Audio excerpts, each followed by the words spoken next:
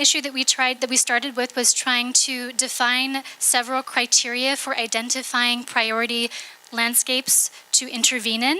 So some of the criteria that came up were high ecological interest, so for example, carbon with HCS and biodiversity with HCV.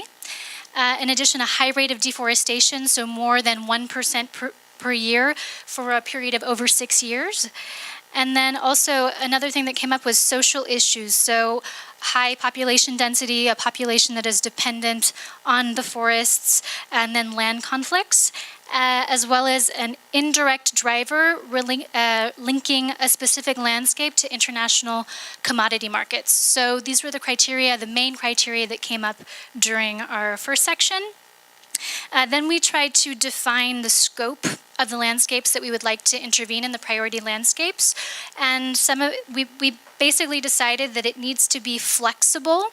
There's no one definition that fits all landscapes, but that they really should include a landscape that goes from the municipal to the provincial levels, and that national and international actors have to be involved.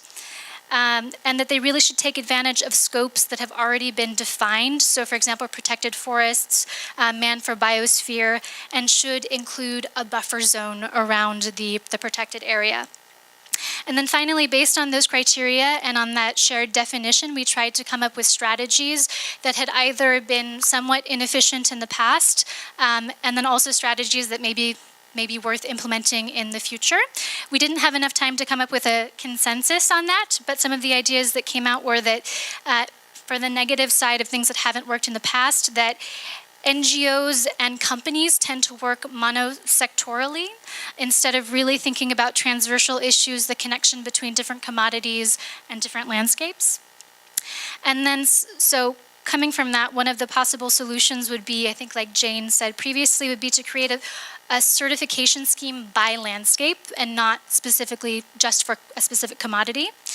And then another positive thing was to also continue and improve traceability schemes. Those are things that are really working.